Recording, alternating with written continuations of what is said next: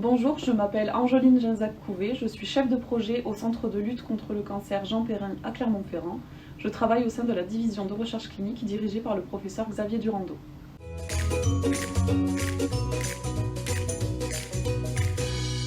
Mes travaux de thèse ont porté sur la thématique cancer du sein et variation de poids.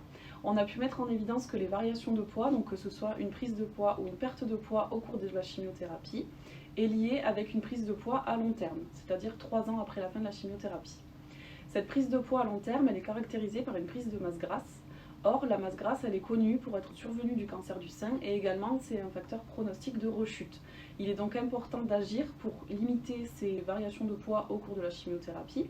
Et donc l'une des stratégies qui peut être mise en place pour faire ça, c'est de proposer de l'activité physique adaptée aux patientes au plus tôt dès le début des traitements. Pendant ma thèse, j'ai été au contact direct des patients puisque j'ai participé au recueil des mesures, notamment des mesures de poids ou de composition corporelle, que j'ai ensuite saisies sur un cahier d'observation. Et ensuite, le biostatisticien a pu analyser toutes ces données pour produire les résultats que nous avons valorisés sous forme d'articles.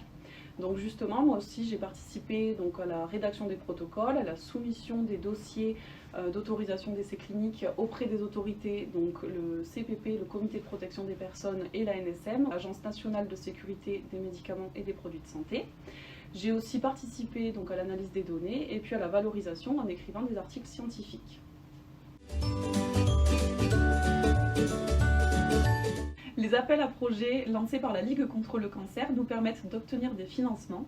Ces financements sont indispensables pour mener à bien nos recherches, puisqu'ils nous permettent de payer du temps chercheur, d'acheter le matériel nécessaire à l'étude, ou encore de nous permettre de réaliser des analyses biologiques que l'on ne pourrait pas faire en interne et qui engendrent donc des frais supplémentaires puisqu'il faut les envoyer dans des laboratoires spécialisés.